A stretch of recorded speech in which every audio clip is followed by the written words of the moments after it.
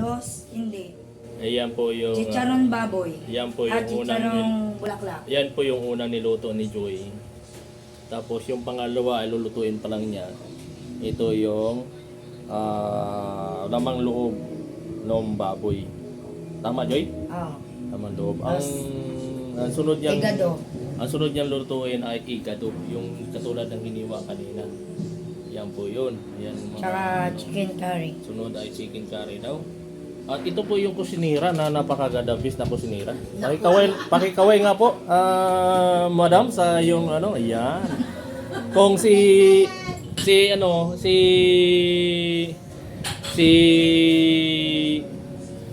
ang tawag nun, si Diwata ay siya nagluluto. Ito ay White Lady ng Cavite. Oh, may Diwata, may White Lady Cavite dito. Yung si White Lady ay magaling din magluto, talagang napakadabis. Dinuguan pa lang napakasarap. Oh, lutang na lutang yung sili, oh. Oh, iba. Lutang na lutang na sili. Oh, kita mo. Ito hahaunin na ni White Lady yung kanyang lulutuin. Oh. Yan si White Lady. Di ba?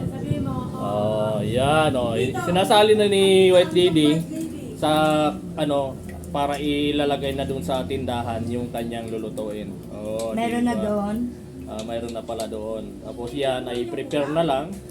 Para Tapos pag naubos ko na doon. ang sunod mong lulutuin pagkatapos diyan sa niyan Ma'am White Lady, ito na pong ito. Igado daw. Yan po yung igado. Yan po yun.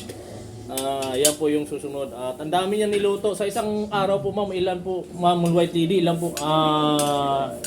ilan pong portahe po ang natatapos ninyo sa loob ng isang araw?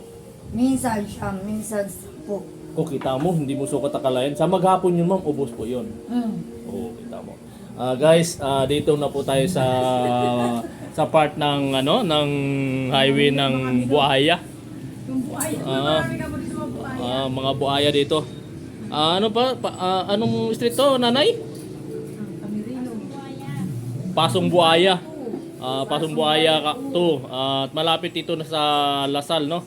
At yun po, at marami po dito, mamaya-maya ay dagsaan na po ang kakain dito. Dahil kay napakasarap na luto ni White Lady. Maraming salamat, guys. At sana tangkilikin ninyo at paki-like at subscribe yung aming reels ngayon sa umagang ito. Good morning sa inyong lahat. Ito si Papa Jack na nagsabing, ang magandang panahon, good health.